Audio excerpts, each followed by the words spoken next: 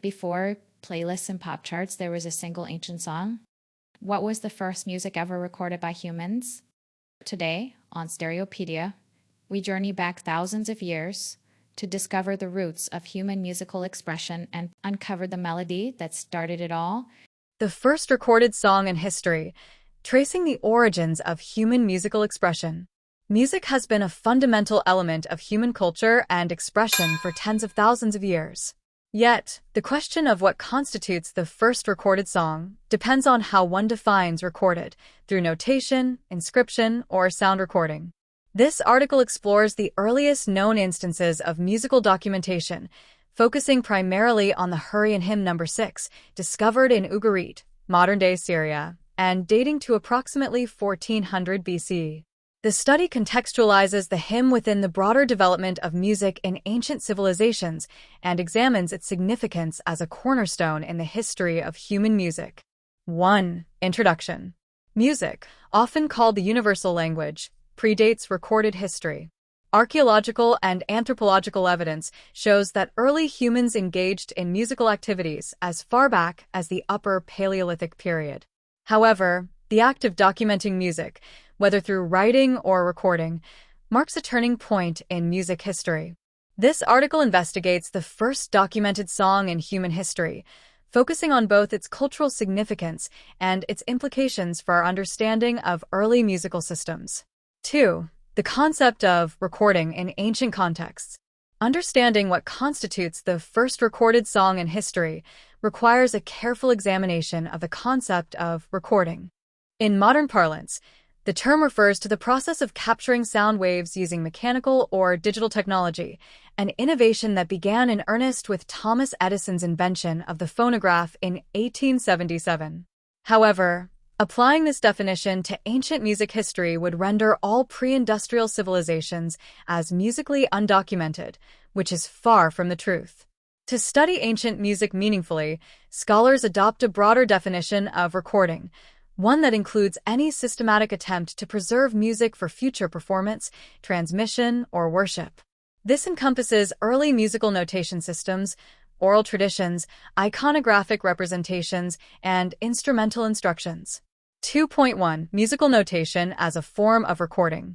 The earliest recorded songs are those that were preserved through musical notation, written symbols representing pitch, rhythm, or performance instructions.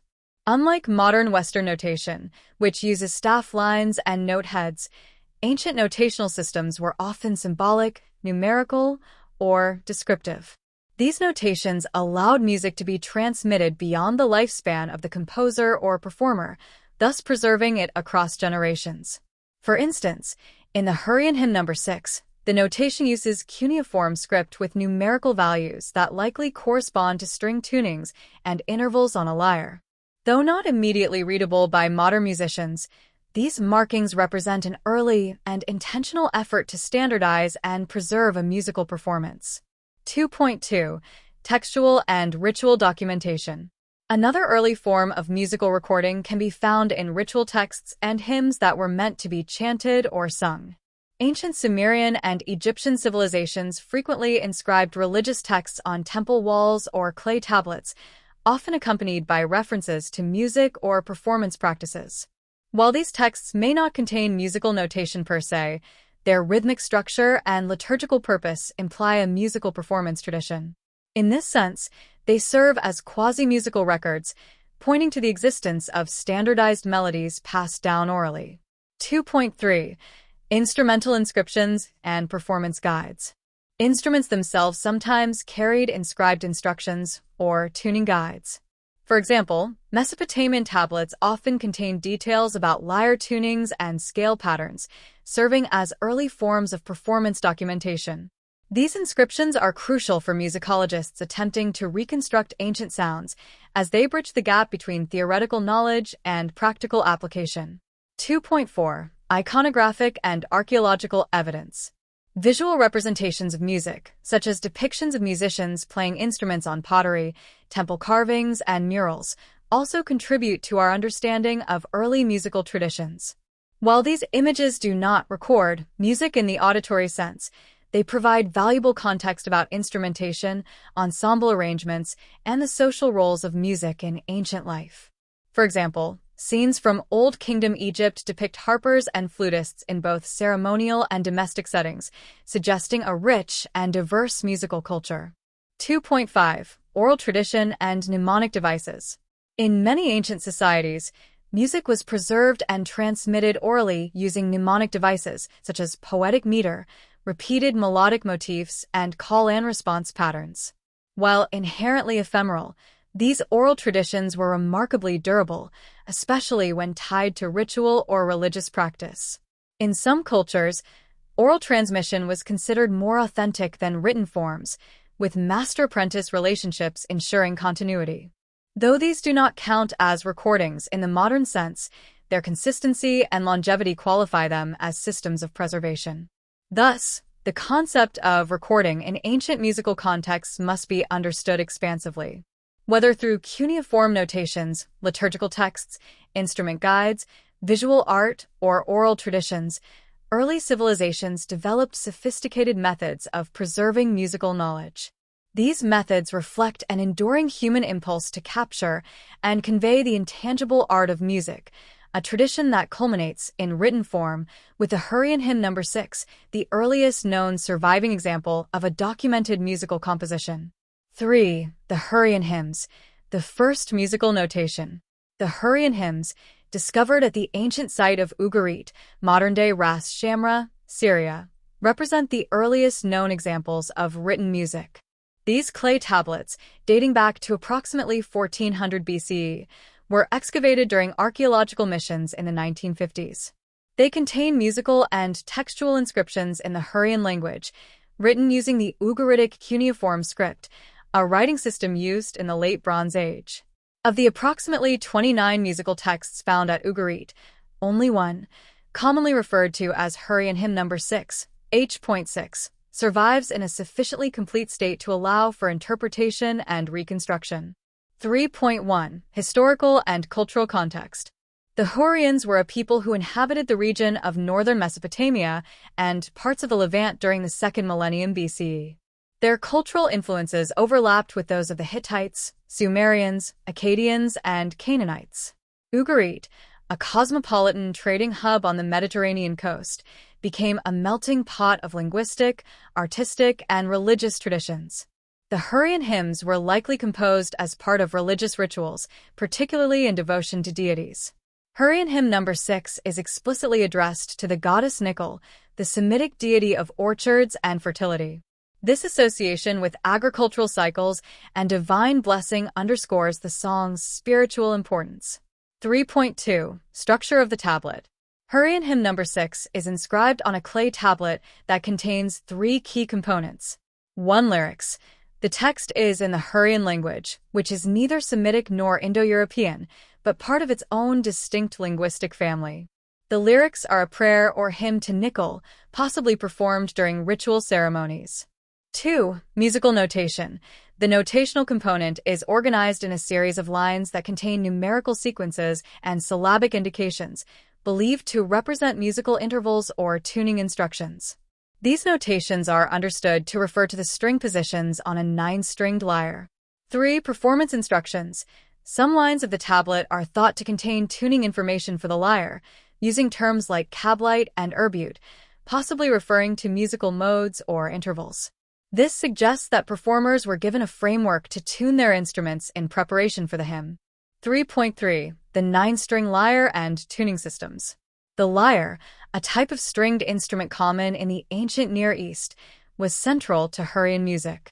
The tuning system described in the hymn appears to employ a form of diatonic scale, though its exact structure remains debated.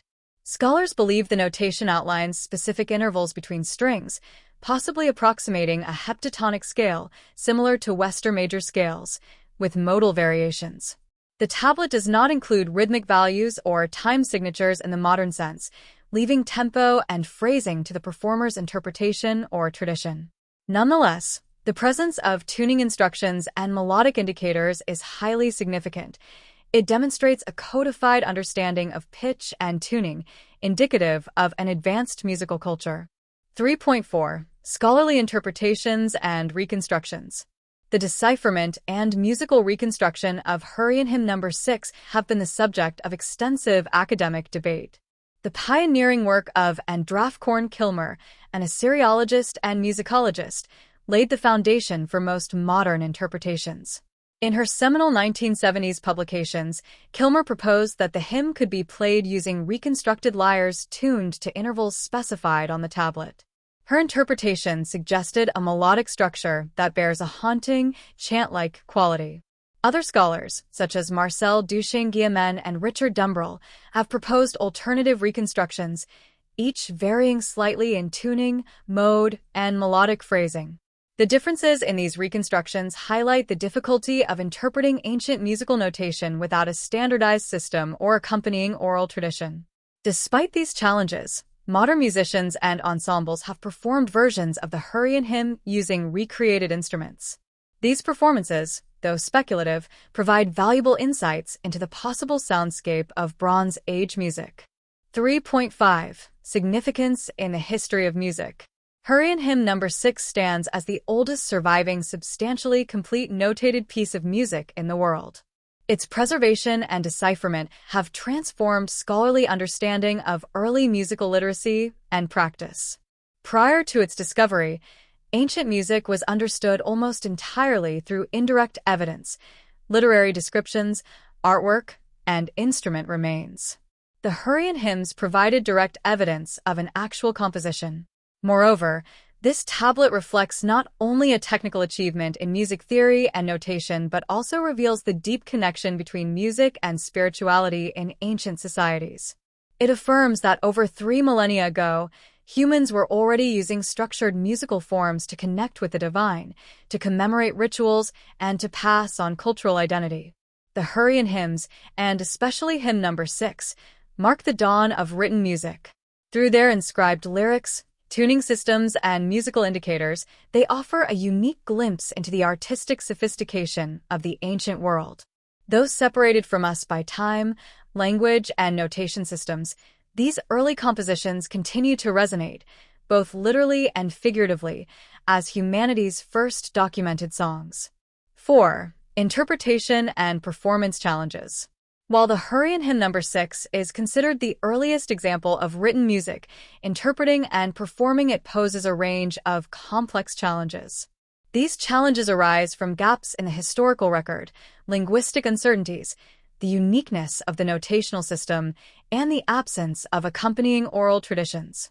Together, these factors make any modern performance necessarily speculative, though still of immense value for historical and musical scholarship.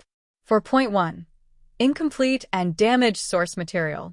Although Hurrian Hymn No. 6 is the most complete of the Hurrian hymns discovered at Ugarit, the clay tablet on which it is inscribed is still partially damaged and eroded. Some lines of text and notation are missing or illegible due to breakage and wear, resulting in fragmentary data. As a result, reconstructing the full lyrical and musical content involves a degree of educated conjecture, particularly for the missing segments. Archaeologists and philologists must extrapolate from incomplete patterns, sometimes using other tablets in the collection for comparison. Even when text can be reconstructed, uncertainty remains about the precise relationship between the words and their corresponding musical elements. 4.2. Linguistic barriers. The Hurrian language is not fully understood, and while it is partially deciphered thanks to bilingual inscriptions and comparative work with other Near Eastern languages, many of its syntactic and grammatical structures remain obscure. This complicates translation of the lyrics and understanding of key terms that may indicate musical or poetic structures. For instance, interpreting whether a particular word denotes an instrument, a tuning method, a performance instruction, or a metaphor depends heavily on context, and often, that context is lost. Consequently, multiple plausible translations and interpretations exist, each leading to different performance approaches. 4.3. Ambiguity in musical notation.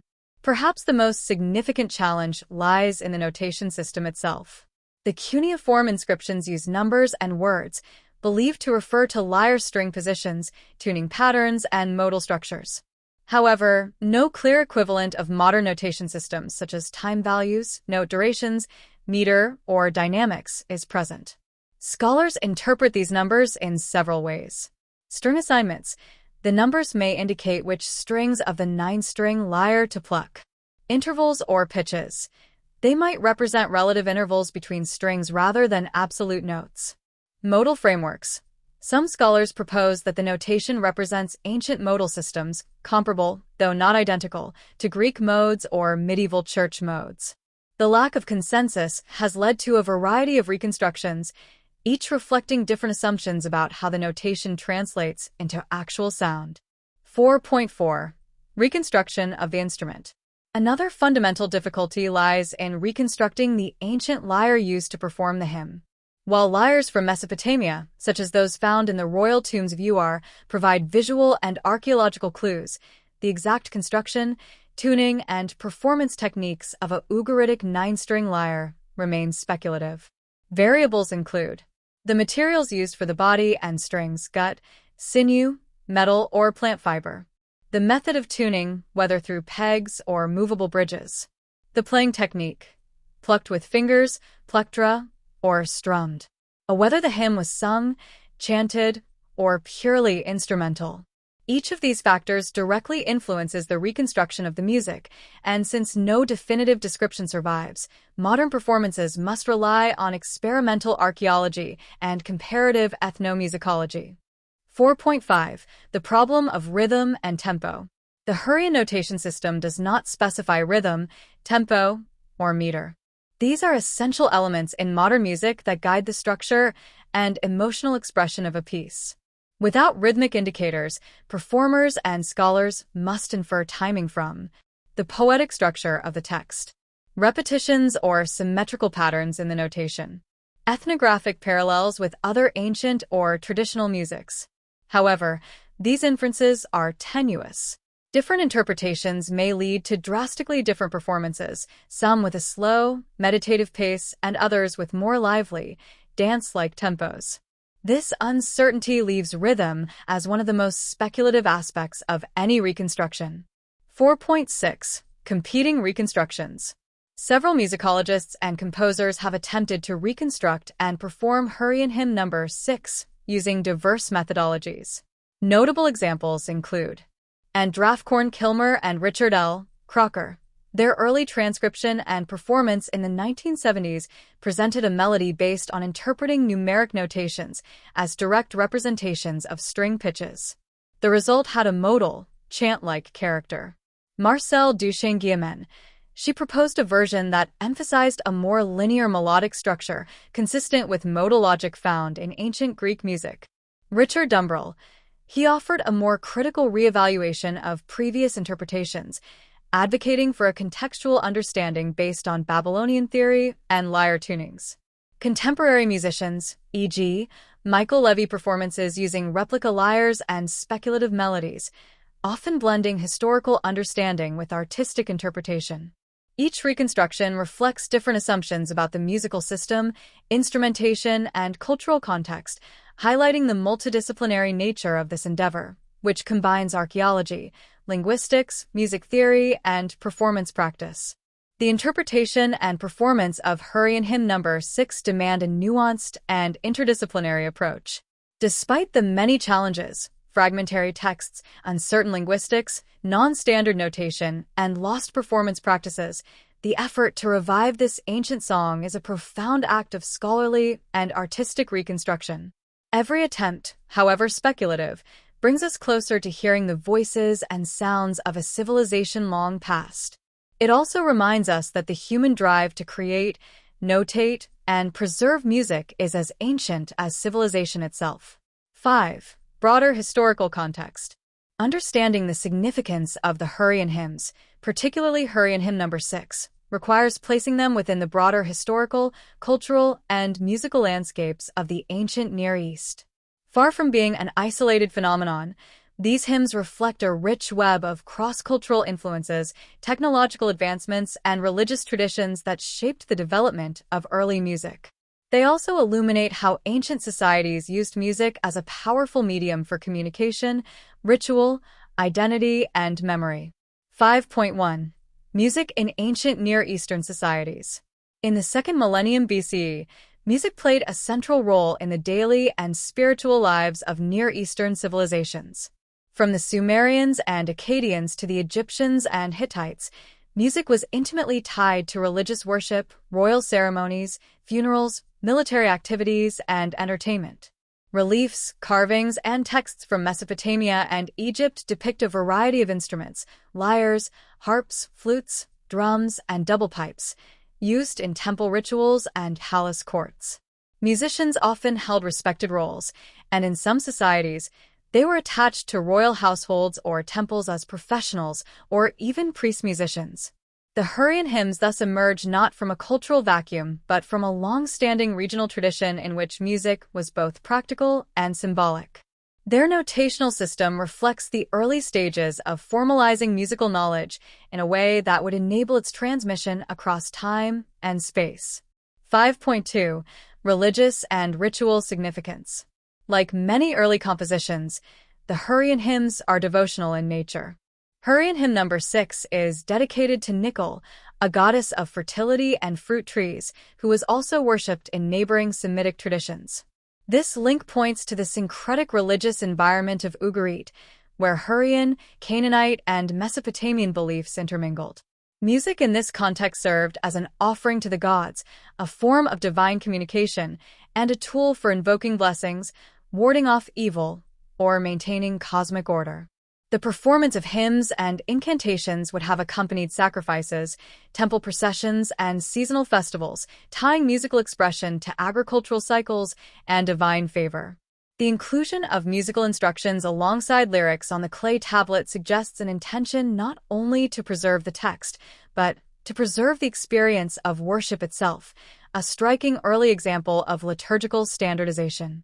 5.3. Cross-cultural influences and the flow of musical ideas. The Late Bronze Age, circa 1600 to 1200 BCE, was a period of intense intercultural contact across the Eastern Mediterranean and Near East. Ugarit, situated at a strategic coastal location, maintained diplomatic, commercial, and cultural relations with Egypt, the Hittite Empire, Mitanni, Babylonia, and Mycenaean Greece. This internationalism is reflected in the language of the tablets, Hurrian written in Ugaritic script, the use of instruments with Mesopotamian origins, and religious references shared across multiple pantheons. Such a setting would have encouraged the exchange of musical ideas, instruments, and notation systems, and may help explain the sophistication of the musical practices recorded in the Hurrian hymns. It is also within this context that the concept of standardized tuning and notation may have evolved, not unlike later developments in Greek music theory and medieval nomadic notation. 5.4. Predecessors and contemporaneous traditions. Although the Hurrian hymns are the oldest extant examples of notated music, they were not necessarily the first musical compositions. Earlier civilizations, such as the Sumerians, circa 3000 BCE, produced hymns, laments, and temple songs, many of which are preserved as texts without musical notation. For instance, Sumerian temple hymns attributed to the priestess in Hejuana, circa 2300 BCE, represent some of the earliest poetic texts that were likely performed musically. However, lacking notation, their melodies are lost. Similarly, Egyptian love songs and ritual chants, found in tombs and temples, show evidence of metrical and poetic structure suggestive of music, but without corresponding melodic records. The Hurrian hymns thus mark a critical turning point. They represent the earliest surviving attempt to capture not only the words, but also the musical structure of a piece in a reproducible format.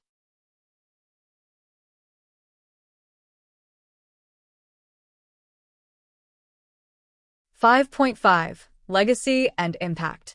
Though largely forgotten until their modern rediscovery, the Hurrian hymns occupy a pivotal place in the history of music notation.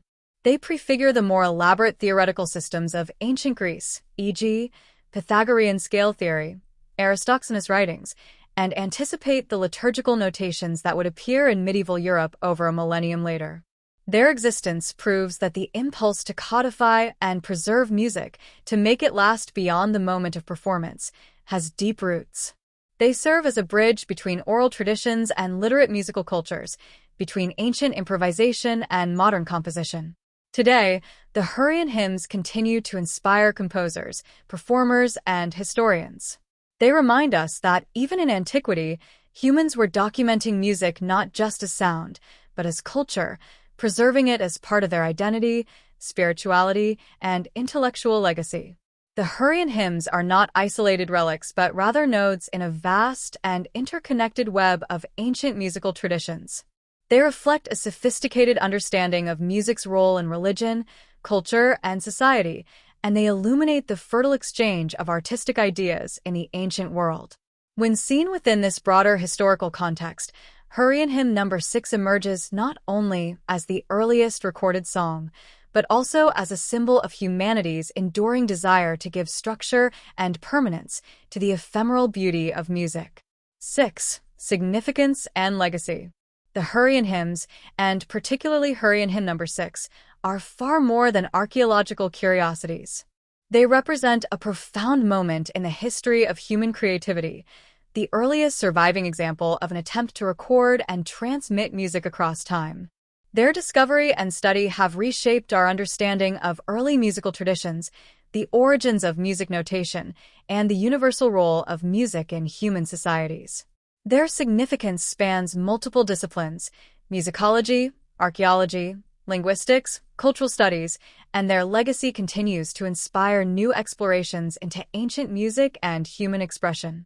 6.1. The birth of music notation. The Hurrian hymns mark a crucial evolutionary step in the development of music notation. Prior to their discovery, music from the ancient world was largely inferred through iconography, myth, or descriptive text. Hurrian Hymn No. 6 is the earliest surviving piece of music with notation that specifies melodic structure, offering an unprecedented glimpse into how people in the 2nd millennium BCE thought about, structured, and performed music.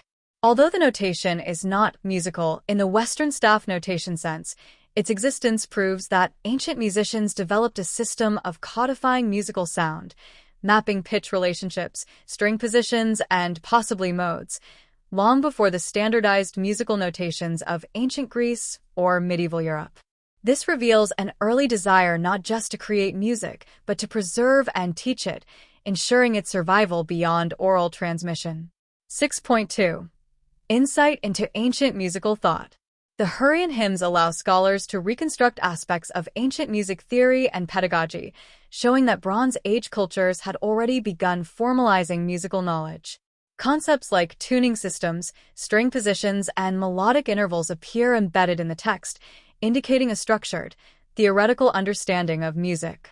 This is especially important when considering that early musical knowledge was deeply tied to mathematics, astronomy, and ritual. The hymns thus offer insights not only into performance, but into how ancient cultures conceptualize sound, harmony, and the cosmos. In many Near Eastern belief systems, music was more than art. It was a form of divine or cosmic order, and its preservation on clay tablets affirms that belief. 6.3. The roots of cultural continuity. In addition to their technical importance, the Hurrian hymns embody a continuity of human expression.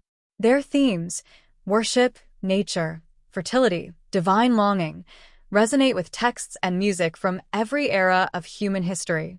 By singing to the goddess Nickel, the ancient Hurrians participated in a ritual tradition that connects them to later Canaanite, Hebrew, Greek, and even modern religious practices. Musical compositions dedicated to gods and goddesses are found throughout history, from the Psalms of David to the hymns of Pindar and the chants of Gregorian monks.